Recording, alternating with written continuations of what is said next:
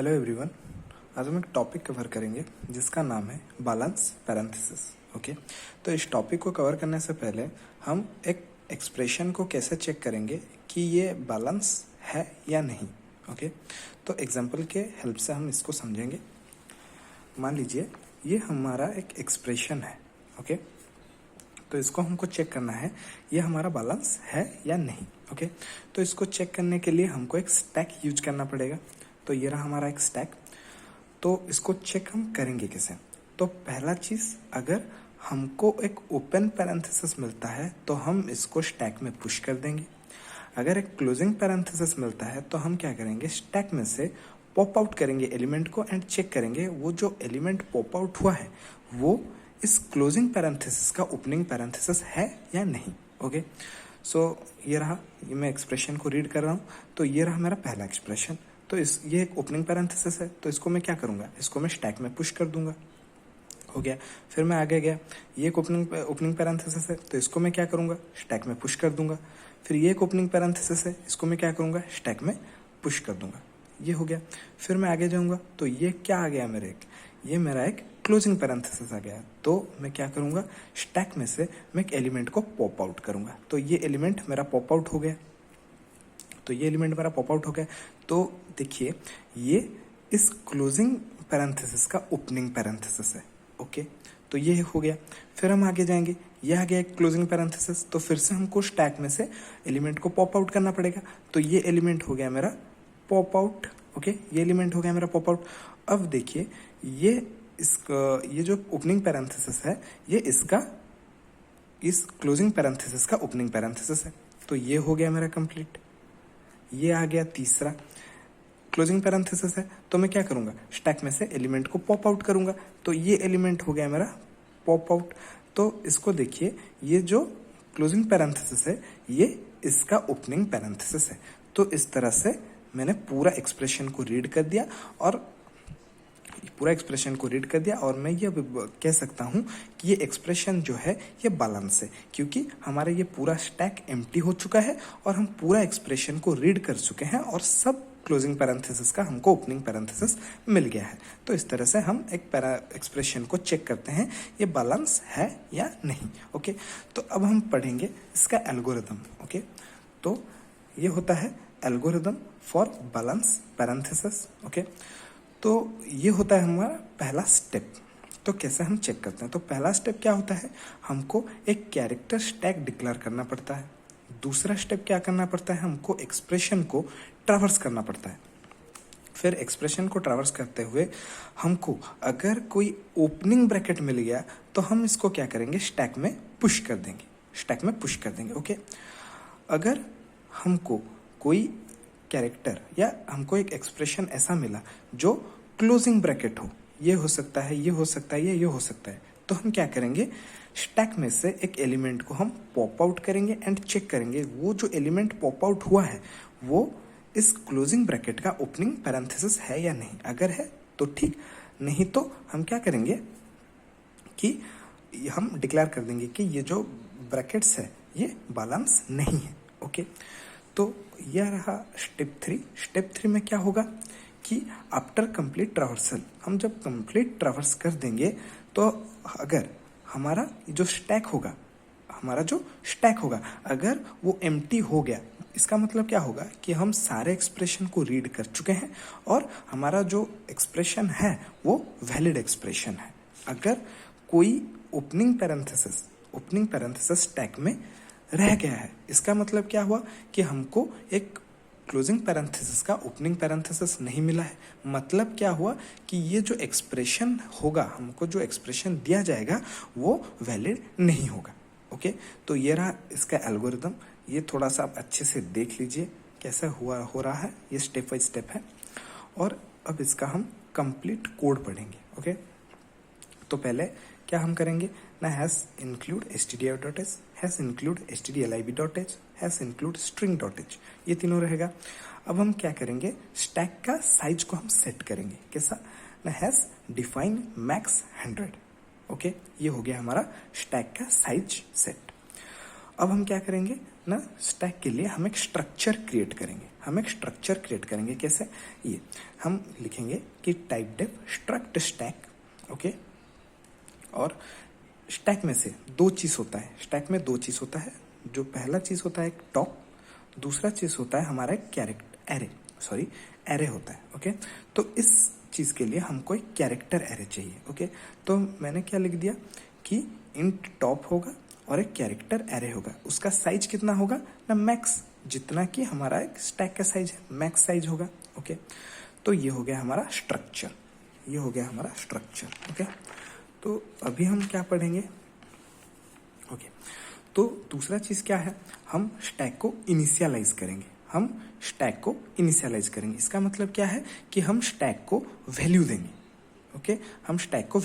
इसका मतलब क्या है कि हमारा जो स्टैक में जो टॉप होगा उसको हम वैल्यू प्रोवाइड करेंगे। जैसे कि यहाँ पे देख लीजिए, वॉइड इनिट स्टैक, और यहाँ पे हम एक पॉइंटर वेरिएबल प्रोवाइड कर दे रहे हैं और पास कर रहे हैं फंक्शन में।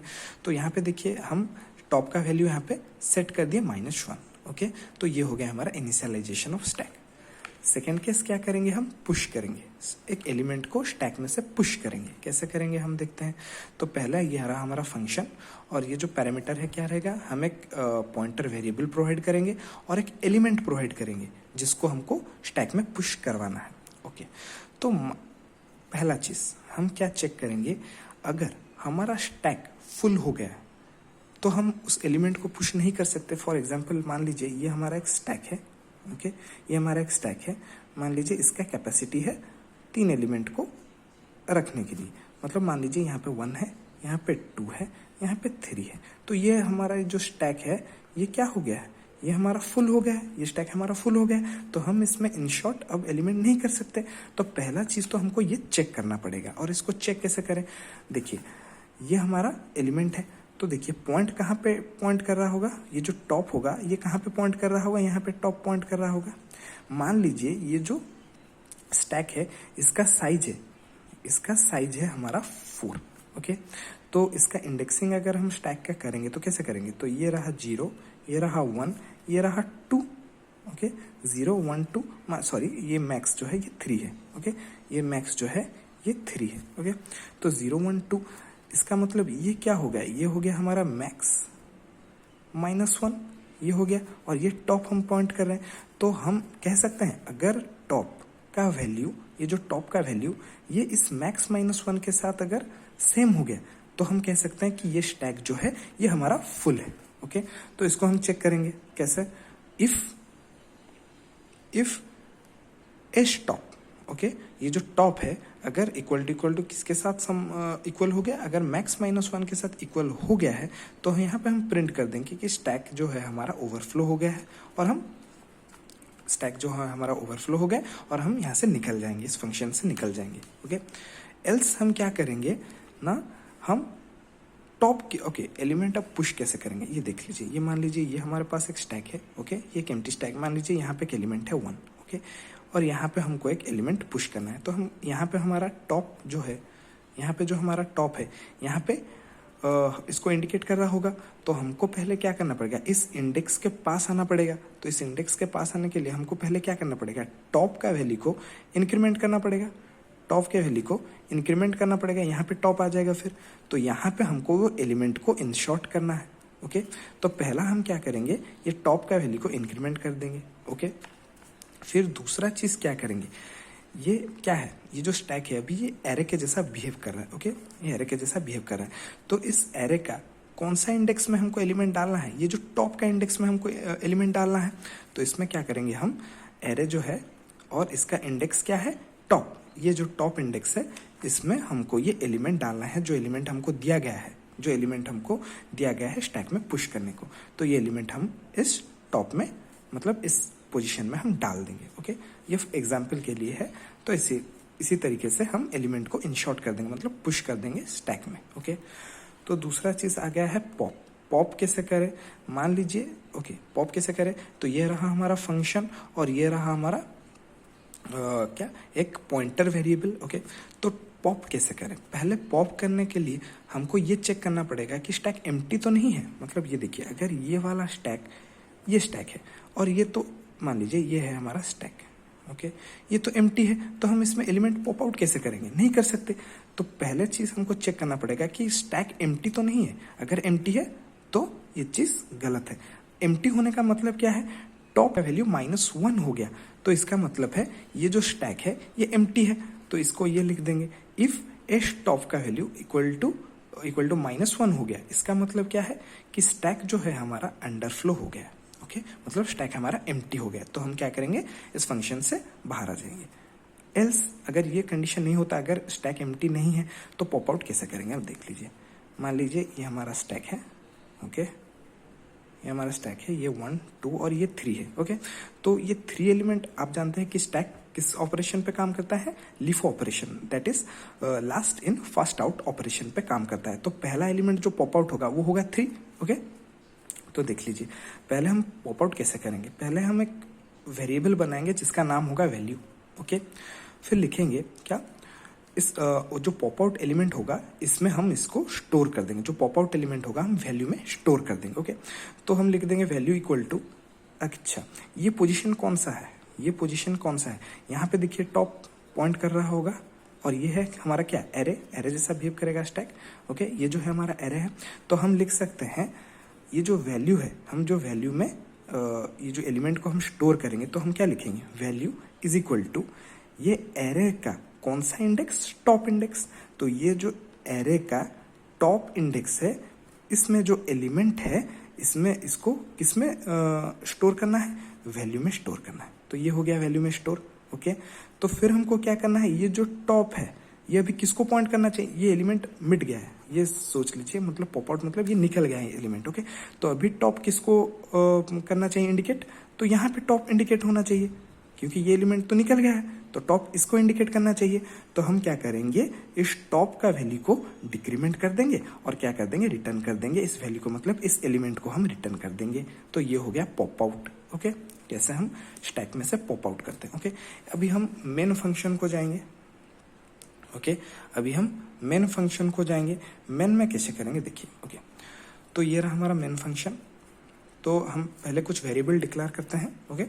जैसे कि ये रहा, ये हमारा इंट आई, और एक एलिमेंट करेंगे जो होगा कैरेक्टर टाइप, ओके। क्योंकि पैरेंथेसिस हम ले रहे हैं, जो पैरेंथेसिस क्या होते हैं? कैरेक्टर ही होते हैं। तो ये जो एलिमेंट होगा वो कैरेक्टर टाइप होना चाहिए। और दूसरा क्या करेंगे? हम एक बी वेरिएबल लेंगे जिसका वैल्यू हम इनिशियलाइज करेंगे 0 से, ओके। जिसका वैल्यू हम इनिशियलाइज करेंगे 0 से। फिर क्या बनाएंगे? एक स्टैक का एक ऑब्जेक्ट बनाएंगे, ओके। फिर स्टैक को इनिशियलाइज करेंगे, ओके। ये हो गया हमारा काम। फिर क्या करेंगे? एक कैरेक्टर एरे बनाएंगे, ओके। एक कैरेक्टर एरे बनेंगे कैसे? कैर exp30, जो एरे होगा उसका साइज कितना होगा? 30, ओके। फिर हम क्या करेंगे? इस एक्सप्रेशन एरे जो है इसको इनपुट लेंगे यूजर से। कैसे करेंगे ना? printf enter an expression, okay. ये यूजर हमको एक्सप्रेशन देगा, तो ये रहा गेट्स exp। तो ये क्या करेगा कि एक्सप्रेशन यूजर से इनपुट ले लेगा, ओके। फिर हम क्या करेंगे? वो एक्सप्रेशन को हम ट्रावर्स करेंगे, ओके। वो एक्सप्रेशन को हम ट्रावर्स करेंगे। कैसे करेंगे? ये एक लूप लगाएंगे, व्हाइल लूप। कब तक? आप जानते हैं स्ट्रिंग कैरेक्टर या आपका जो कैरेक्टर एरे होता है वो कब टर्मिनेट होता है? नल कैरेक्टर पे, ओके। तो व्हाइल लूप कब तक चलेगा ना? जब तक ये नल कैरेक्टर को फाइंड नहीं करता, ओके। exp आई जब तक not equal to null character नहीं हुआ है, तब तक हमारा ये लूप चलेगा, ओके। तब तक हमारा ये लूप चलेगा।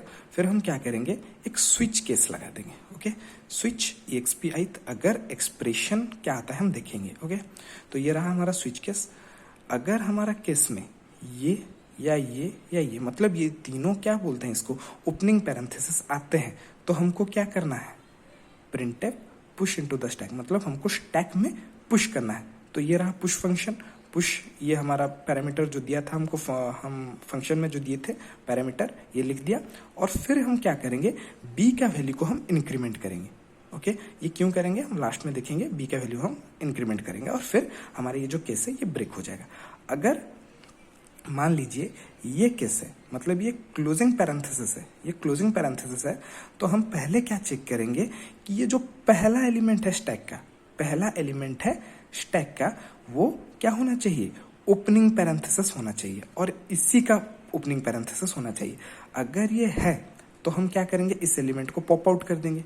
इस एलिमेंट को पॉप आउट कर देंगे और फिर क्या करेंगे, ये जो बी का वैल्यू को हम इंक्रीमेंट किए थे वो बी का वैल्यू को हम डिक्रीमेंट कर देंगे। ओके, ये आप समझ रहे हैं ना। एस एरे मतलब क्या होगा, वो स्टैक एरे जैसा बिहेव कर रहा होगा और ये टॉप एलिमेंट इसको पॉइंट कर रहा होगा। अगर मान लीजिए कि ये इसका क्लोजिंग ब्रैकेट अगर हमारे केस में आ गया, इसका क्लोजिंग ब्रैकेट, ओके, तो ये जो पॉप आउट होगा ये क्या होगा, इसका ओपनिंग ब्रैकेट होगा। तो इसी को ही हमको चेक करना है। देखिए जैसे कि ये आ गया, ये क्या है, ये क्लोजिंग ब्रैकेट है। तो हमको चेक करना है कि जो स्टैक का टॉप एलिमेंट है वो इसी का ओपनिंग ब्रैकेट होना चाहिए। तो हम क्या लिखेंगे, वो एरे का जो टॉप एलिमेंट होगा, टॉप इंडेक्स होगा, वो क्या होना चाहिए, इसी का ओपनिंग ब्रैकेट होना चाहिए। ओके, तो हम फिर क्या करेंगे, उसी एलिमेंट को पॉप आउट कर देंगे और बी का वैल्यू को डिक्रीमेंट करके ब्रेक कर देंगे। ओके, अगर ये चीज नहीं हो रहा है मतलब क्या, एरर है। ओके, मतलब हमारा जो एक्सप्रेशन है वो वैलिड नहीं है, तो हम इसको प्रिंट कर देंगे, एल्स प्रिंटफ एरर। ओके, और यहां से निकल जाएंगे, इस केस से निकल जाएंगे। ओके, खत्म। अगर केस में ये वाला क्लोजिंग पैरेंथेसिस आता है तो क्या करेंगे, फिर से वही टॉप एलिमेंट हम स्टैक का चेक करेंगे कि इसी का ओपनिंग पैरेंथेसिस है या नहीं। अगर है तो हम पॉप आउट करेंगे एलिमेंट, फिर बी का वैल्यू को डिक्रीमेंट करेंगे और ब्रेक कर देंगे। अगर ये नहीं हो रहा है, अगर ये चीज नहीं हो रहा है तो हम क्या करेंगे, प्रिंट कर देंगे कि ये एरर एक्सप्रेशन है, मतलब ये वैलिड एक्सप्रेशन नहीं है। फिर हम इस केस से निकल जाएंगे। ओके, फिर वैसा ही होगा। एक केस है ऐसा, मतलब ये क्लोजिंग ब्रैकेट है। ओके, ये क्लोजिंग ब्रैकेट है मतलब क्या, हम चेक करेंगे कि वो जो एरे होगा, जो स्टैक होगा, उसका टॉप एलिमेंट कौन सा होना चाहिए, इसी का ओपनिंग ब्रैकेट होना चाहिए। अगर है तो हम क्या करेंगे, इसको पॉप आउट कर देंगे और बी का वैल्यू को डिक्रीमेंट करके ब्रेक कर देंगे केस को। ओके, फिर एल्स पार्ट, अगर ये चीज नहीं हो रहा है तो हम क्या करेंगे, एरर प्रिंट कर देंगे और एग्जिट कर जाएंगे। ओके, तो ये हो गया हमारा स्विच केस एल्स का क्लोजिंग, ये हो गया स्विच केस का क्लोजिंग।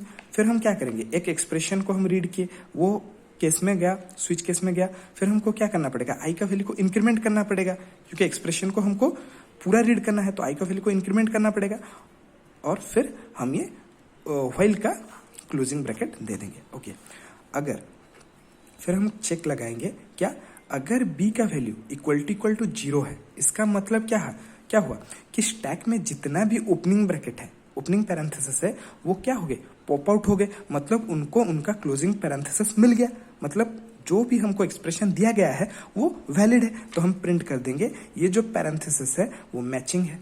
एल्स अगर नहीं हुआ मतलब वो स्टैक में कोई एक्सप्रेशन, मतलब कोई ओपन पैरेंथेसिस बच गया है, मतलब इसका मतलब क्या है, उसको उसका क्लोजिंग पैरेंथेसिस नहीं मिला है। ओके, तो वो जो एक्सप्रेशन होगा वो वैलिड नहीं हो सकता, तो एल्स हम प्रिंट कर देंगे इनवैलिड एक्सप्रेशन, और लास्ट में ये जो रिटर्न 0 हो जाएगा और ये मेन फंक्शन का क्लोजिंग हो जाएगा। तो इतना था इसका पूरा टोटल कोड। मुझे लगता है कि आपको ये वीडियो समझ में आया होगा। So let's end the video here. Thank you.